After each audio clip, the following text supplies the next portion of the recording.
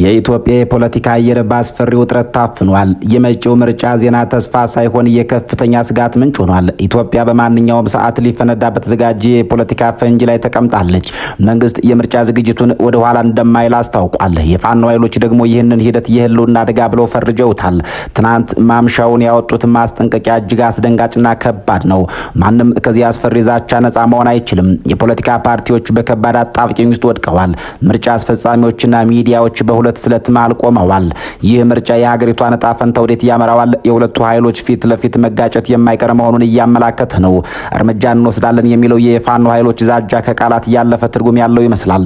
የዓለም አቀፉ ማህበረሰብ ሳይቀር ጣቱን ባፉ አስገብቶ ወይ ግሩም ለማለት ተገዷል። ጊዜው እያለቀ ነው። ሁሉም ነገር በብርሃን ፍጥነት ሽምጥ እየጋለበ ነው። የፋኖ ኃይሎች ያወጡት መግለጫ የያዛቸው አንኳር ነጥቦች እንደ ቀላል የሚታለፉ አይደሉም። እያንዳንዱ የመግለጫው አንቀጽ ሀገሪቱን ወደ ከፋ አጣብቂኝ የሚከቱ ከባድ ጥያቄዎችን አጭሯል። ይህ ሁኔታ ማንም በቀላሉ ሊመልሰው የማይችለውን የውጥረት ድባብ ፈጥሯል። በአየር ላይና በምድር ጥቃት እየዘነበ ባለበት ሁኔታ የምርጫ ካርድ የህዝብን ደህንነት ሊያረጋግጥ ይችላል እንዴ? አገዛዙ ይህንን ምርጫ የሚያካሄደው የዲሞክራሲ ማረጋገጫ ፈልጎ ነው ወይስ ተጨማሪ የመግደያ ጊዜ? የፋኖ ኃይሎች እንዳሉት ይህ ምርጫ የሰላም ሳይሆን ለአደገኛው ደም መፋሰስ መጀመሪያ ይሆን እንዴ? ተፎካካሪ የፖለቲካ ፓርቲዎች ከማን ጎን ይቆማሉ? በምርጫው መሳተፍ ህጋዊ መብት ነው ወይስ አገዛዝ ጋር መተባበር ነው? ምርጫውን ማጀብ የመረጠ ፓርቲ ከፋኖ የሚጠብቀውን አስፈሪ እርምጃና ማስጠንቀቂያ እንዴት መቋቋም ይችላል? ምርጫውን ለማስፈጸም የሚታጩት መምህራንና የመንግስት ሰራተኞች ጣፈንታ ምን ሊሆን ነው? ከመንግስት የሚወጣውን ትዕዛዝ ቢቀበሉ የፋኖ ኢላማ ይሆናሉ። የፋኖን ማስጠንቀቂያ ቢሰሙ ደግሞ መንግስት ህጋዊ እርምጃ ይወስድባቸዋል። ከዚህ ሞት አፋፍ ላይ ካለ ምርጫ ማን ያድናቸዋል? ሚዲያዎችስ የትኛውን እውነት ለማስተጋባት ይደፍራሉ? የመንግስትን የሰላም ትርክት ማራገብ ወይስ የፋኖን የጦርነት ክስ ላለማሳየት?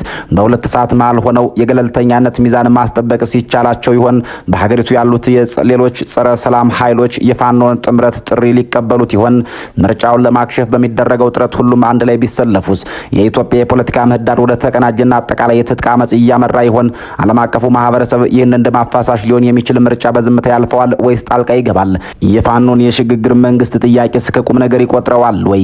በመግለጫው የተሰመረበት የአስደንጋጭ ዛቻ በተግባር ቢተረጎምስ? ማንኛውም ምርጫውን የሚያስፈጽም አካል ላይ እርምጃ እንወስዳለን የሚለው የሰራዊቱ ትዕዛዝ ምን ያክል አጥፊ ሊሆን ይችላል? ሀገሪቱስ ይህን አዲስ የውጥረት ማዕበል መሻገር ትችል ይሆን? ክቡራን ሆይ እስከ ዝግጅታችን ፍጻሜ አብራችሁን ቆዩ።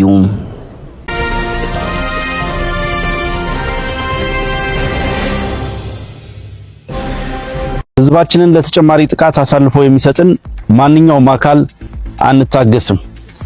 መጪውን ያገዛዙ ምርጫ አስመልክቶ ከአማራ ፋኖ ብሔራዊ ንቅናቄ አፋብን የተሰጠ መግለጫ። የአማራ ህዝብ በጨፍጫፊው የብልጽግና አገዛዝ የዘር ማጥፋት ጦርነት ተከፍቶበት ህፃን፣ አዛውንት፣ ሴት፣ ወንድ፣ ወጣት፣ ሽማግሌ ሳይል በአየር በምድር እየተጨፈጨፈ ይገኛል።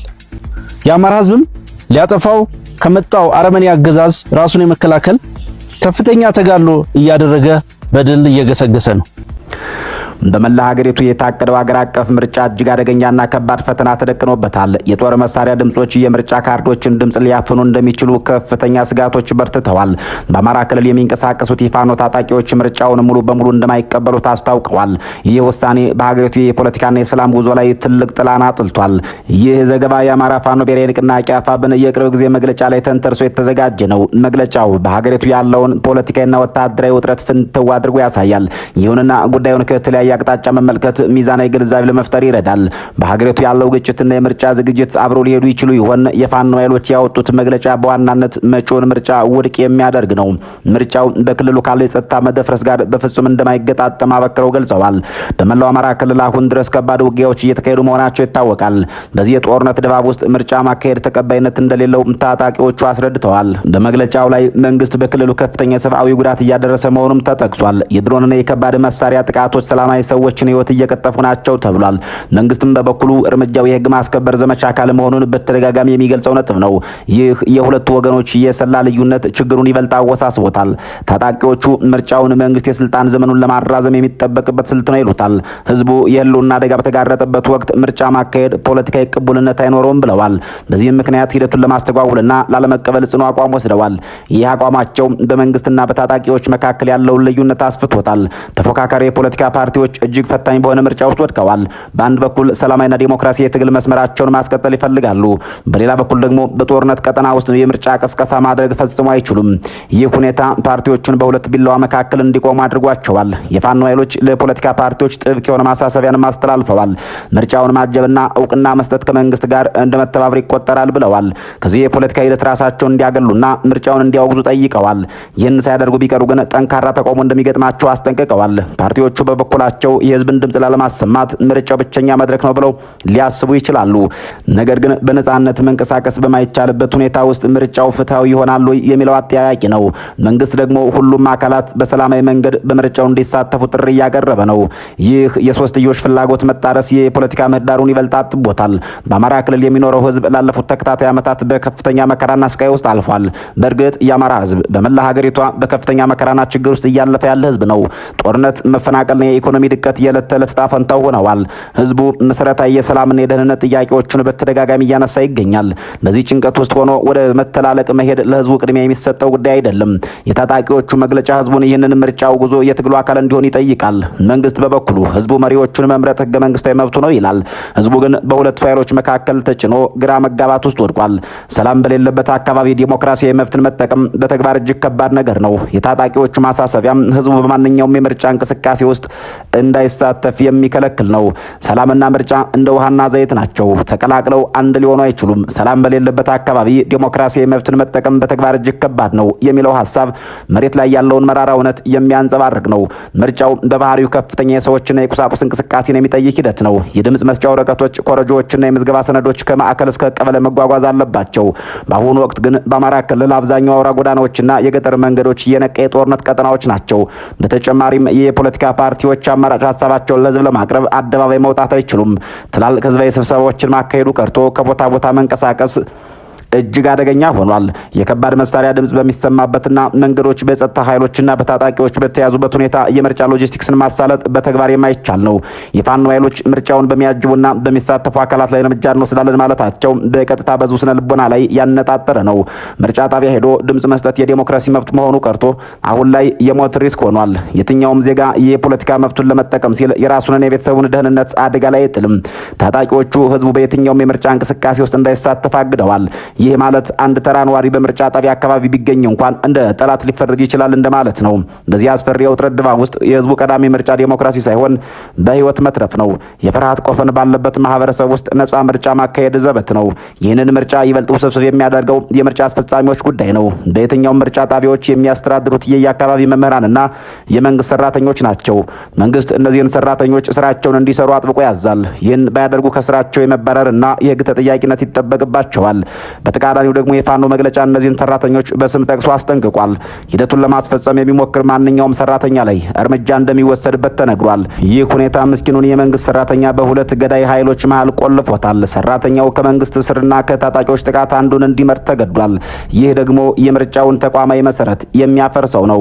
እነዚህ ሁሉ ተጨባጭ እውነታዎች አንድ መደምደሚያ ላይ ያደርሱናል። በጦርነት አውድማ ላይ የሚደረግ ምርጫ የህዝቡን እውነተኛ ድምጽ ሊያሰማ አይችልም። አብዛኛው ህዝብ በጸጥታ ስጋት ምክንያት በቤቱ ከተቀመጠ በምርጫው የሚገኘው ውጤት የማንን ፍላጎት ይወክላል? መንግስት ምርጫው በተያዘለት ጊዜ ይካሄዳል ቢልም ሂደቱ ነጻና ፍትሃዊ መሆን አይችልም። ምክንያቱም ዴሞክራሲያዊ ምርጫ የሰላምንና የነጻነትን መሰረት ይፈልጋልና። ተፎካካሪ ፓርቲዎች በነጻነት መንቀሳቀስ በማይችሉበት፣ ህዝብ በፍርሃት በተሸበበበትና አስፈጻሚዎች የሞት ዛቻ በተጋረጠባቸው ሁኔታ ውስጥ ምርጫው የፖለቲካ ትርጉም ያጣል። ስለሆነም ሰላም በሌለበት ዴሞክራሲ መብትን መጠቀም ከባድ ነው የሚለው መደምደሚያ ከመግለጫውም ባለፈ መሬት ላይ ያለውን እጅግ ዘግናኝ እውነታ የሚያመላክት ነው። ህዝቡ አሁን የሚፈልገው በኮረጆ የሚመጣ የድምጽ ካርድ ሳይሆን በሰላም ወጥቶ የመግባት ዋስትናን ነው። ማንኛውም ምርጫን የሚያስተባብር አካል ላይ እርምጃ ሊወሰድ እንደሚችል ስጋት ፈጥሯል። ይህ ሁኔታ ዜጎችን በከፍተኛ የፍርሃት ድባብ ውስጥ እንዲወድቁ አድርጓቸዋል። ሰላማዊ ዜጋ የፖለቲካ ሽኩቻውም ቀዳሚ ሰለባ መሆኑ አልቀረም። በግጭት ጊዜ ሚዲያዎች እጅግ ፈታኝ የሆነ ኃላፊነት ይሸከማሉ። እውነታውን ማቅረብና ገለልተኛ መሆን የሙያ ግዴታቸው ነው። ነገር ግን በኢትዮጵያ ያለው ነባራዊ ሁኔታ የሚዲያ ነጻነት በእጅጉ ፈትኖታል። መረጃዎችን አጣርቶ ማቅረብ በራሱ ትልቅ የደህንነት ስጋት ሆኗል። የፋኖ ኃይሎች ሚዲያዎች የመንግስትን የምርጫ ትርክት ብቻ እንዲያስተጋቡ አሳስበዋል። በክልሉ ያለውን እውነተኛ የጦርነት ገጽታና የህዝቡ ስቃይ ለዓለም እንዲያሳዩ ጠይቀዋል። ሚዲያዎች ለህሊናቸውና ለሙያቸው ታማኝ በመሆን ታሪክ ኃላፊነታቸውን እንዲወጡ ጥሪ አቅርበዋል። ይህ ካልሆነ ግን ሚዲያዎቹም የታሪክ ተወቃሽ እንደሚሆኑ አመላክተዋል። በሌላ በኩል መንግስት ሚዲያዎች ሀገራዊ ሰላምንና የምርጫ ሂደትን እንዲደግፉ ይፈልጋል። አፍራሽ ዘገባዎችን የሚያቀርቡ ተቋማት ላይ ህጋዊ እርምጃዎችን ሊወስዱ ይችላሉ። ሚዲያው የሁለቱም ወገኖች ጫና ተቋቁሞ እውነትን ፍለጋ የሚያደርገው ጉዞ አድካሚ ነው። መረጃን ማፈንና የተዛባ ትርክት ማሰራጨት የችግሩ አካል ለመሆን ቀጥሏል። የዓለም አቀፉ ማህበረሰብ የኢትዮጵያን የፖለቲካና የጸጥታ ሁኔታ በቅርበት እየተከታተለ ነው። የአሜሪካ፣ የአውሮፓ ህብረትና የተለያዩ ተቋማት ግጭቱ በሰላም እንዲፈታ ተደጋጋሚ ጥሪ አድርገዋል። በጦርነት ውስጥ የሚካሄድ ምርጫ ተአማኒነት እንደማይኖረው የብዙሃኑ እምነት ነው። ዲፕሎማቶች የፖለቲካ ውይይት ከምርጫ መቅደም እንዳለበት ይመክራሉ። የፋኖ መግለጫ ላይ የዓለም አቀፍ ማህበረሰብ ይህንን ምርጫ እውቅና እንዳይሰጠው አበክሮ ጠይቋል። መንግስት ሀገሪቱን ወደ ከፋ ቀውስ እያመራት ነው የሚል ክስም አቅርበዋል። የዓለም አቀፍ ተቋማት ከምርጫው ይልቅ የሽግግርና የፖለቲካ መፍትሄ ላይ ትኩረት እንዲያደርጉ አሳስበዋል። ይህ ጥሪ ዓለም አቀፉ ማህበረሰብ በኢትዮጵያ ላይ ያለውን ፖሊሲ ሊፈትነው ይችላል። መንግስትም በበኩሉ ምርጫው የሀገሪቱ የውስጥ ጉዳይ መሆኑን ለዓለም አቀፉ ማህበረሰብ ያሳውቃል። የውጭ ጣልቃ ገብነት እንደማይቀበልና ሉዓላዊነቱን እንደሚያስከብር ይገልጻል። ነገር ግን ምርጫው ዓለም አቀፍ ታዛቢዎችን ሳያገኝ ከተካሄደ ተቀባይነቱ አጠያቂ ይሆናል። የውጭው ዓለም የገንዘብና የፖለቲካ ድጋፍ ለሂደቱ ወሳኝ መሆኑ የሚካድ አይደለም። በአሁኑ ወቅት በኢትዮጵያ ያለው ዋነኛ ጥያቄ የሰላምና የጸጥታ ጉዳይ ነው። በርካታ የፖለቲካ ተንታኞች ስር ነቀል የሆነ ሀገራዊ መግባባት እንደሚያስፈልግ ይሞግታሉ። ምርጫ ብቻውን አሁን ለተፈጠረ ዘርፈ ብዙ ችግር መፍትሄ ሊሆን አይችልም ይላሉ። አሳታፊ የሆነ የፖለቲካ ውይይት የግድ አስፈላጊ መሆኑንም ያሰምሩበታል። የፋኖ ኃይሎች በመግለጫቸው ስር ነቀል የስርዓት ለውጥና የሽግግር ጊዜ እንዲመጣ ጠይቀዋል። ሌሎቻቸው የፖለቲካና የትጥቅ ኃይሎች በጋራ እንዲቆሙ ጥሪ አቅርበዋል። ይህ የሚያመላክተው የትግል አቅጣጫው ከክልል አልፎ ሀገራዊ ለውጥን ያማከለ መሆኑን ነው። የዚህ አይነቱ ጥምረት ከተፈጠረ በመንግስት ላይ የሚኖረው ጫና እጅግ ከፍተኛ ይሆናል። መንግስት አሁን በስልጣን ላይ ያለው በህዝብ ተመርጦ መሆኑን ያምናልና ይከራከራል። የትኛውም የሽግግር ጥያቄ ህገ መንግስታዊ መሰረት የሌለው መሆኑን ይገልጣል። ችግሮች መፈታት ያለባቸው በተቋቋሙት ህጋዊ ተቋማትና በምርጫ ብቻ ነው ይላል። ይህ የሁለቱ ወገኖች ፍጹም ተቃራኒ አቋም ለሰላም ድርቅ ትልቅ እንቅፋት ይፈጥራል። ምርጫን ለማስፈጸም በዋናነት የሚታጨው የመንግስት ሰራተኛና መምህሩ ነው። ምርጫ ቦርድ በየአካባቢው ጣቢያዎችን ለማስተዳደር እነዚህ የህብረተሰብ ክፍሎች በስፋት ይጠቀማል። ነገር ግን አሁን ባለው የጸጥታ ሁኔታ ይህን ኃላፊነት መውሰድ እጅግ አደገኛ ሆኗል። ሰራተኞቹ በከፍተኛ የደህንነት ስጋት ውስጥ ወድቀዋል። የፋኖ መግለጫ የመንግስት ሰራተኞችና መምህራን በምርጫው ሂደት ፈጽሞ እንዳይሳተፉ አስጠንቅቋል። ሂደቱን ማስተባበር በህዝብ ላይ ከሚደረገው ዘመቻ ጋር መተባበር ነው ብሎ እንደሚወስደው ገልጿል። ይህን ማስጠንቀቂያ ጥሰው በሚገኙ አካላት ላይ ጠንካራ እርምጃ እንደሚወስድም አልደበቁም። ይህ ማስጠንቀቂያ የምርጫ አስፈጻሚዎችን በቀጥታ አደጋ ላይ የሚጥል ነው። በሌላ በኩል ሰራተኞቹ የመንግስትን ትዕዛዝ ካልፈጸሙ ከስራ ገበታቸው ሊባረሩ እንደሚችሉ ምንም ጥርጥር የለውም። ደሞዛቸው ሊቋረጥና ህጋዊ እርምጃ ሊወሰድባቸው እንደሚችል በግልጽ ይታወቃል። ይህ ሁኔታ ሰራተኞቹን በታጣቂዎችና በመንግስት መካከል መውጫ ወደ ሌላው አጣብቂኝ ውስጥ ከቷቸዋል። ኑሯቸው ለመምራት ሲሉ ህይወታቸውን አደጋ ላይ የመጣል ከባድ ምርጫ ገጥሟቸዋል። የታጣቂዎቹ መግለጫ የሀገሪቱን ወቅታዊ የፖለቲካ ትኩሳት በሚገባ የሚያመላክት ነው። ምርጫው የፖለቲካ መፍትሄ ከማምጣት ይልቅ ግጭቱን ሊያባብሰው እንደሚችል አመላካች ነው። በጦርነት ውስጥ ምርጫ ማካሄድ በአፍሪካ ታሪክ ብዙ ጊዜ የተሞከረና ያላዋጣ ስልት ነው። የፖለቲካ ልሂቃኑ ከስልጣን ይልቅ ለሀገር ህልውና ቅድሚያ ሊሰጡ ይገባል። መንግስት ሰላምን ለማስፈንና ህግን ማስከበር ቀዳሚ ኃላፊነቱ ነው። ነገር ግን በኃይል ብቻ የሚመጣ ዘላቂ ሰላም እንደሌለ የታሪክ ድርሳናት ያስተምራሉ። ሁሉም ያሳተፈ ሀቀኛ የፖለቲካ ድርድር ማድረግ አማራጭ የሌለው ጉዳይ ሆኗል።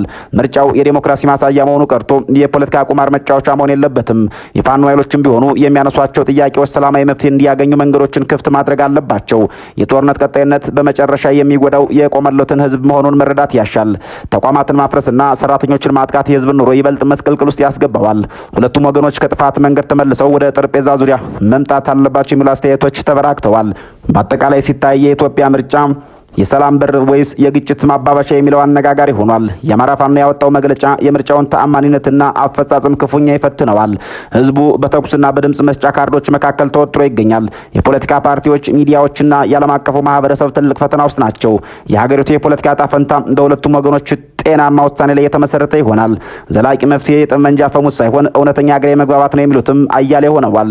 መግለጫውን ተከትሎ አስተያየታቸውን የሰጡን ሰው እንዳሉት ምርጫው የህዝብን ቁስል የሚሽር እንጂ አዲስ ደም የሚያፋስስ መሆን የለበትም ብለዋል። ኢትዮጵያ ከገባችበት የፖለቲካ ዙሪት መውጣት የምትችለው መቻቻል ሲኖር ብቻ ነው። የዜጎች ህይወት ከማንኛውም የፖለቲካ ስልጣን በላይ ክቡር ሊሆን ይገባል ብለዋል። ሰናይ ጊዜ ተመኝተን ተሰናብተናል።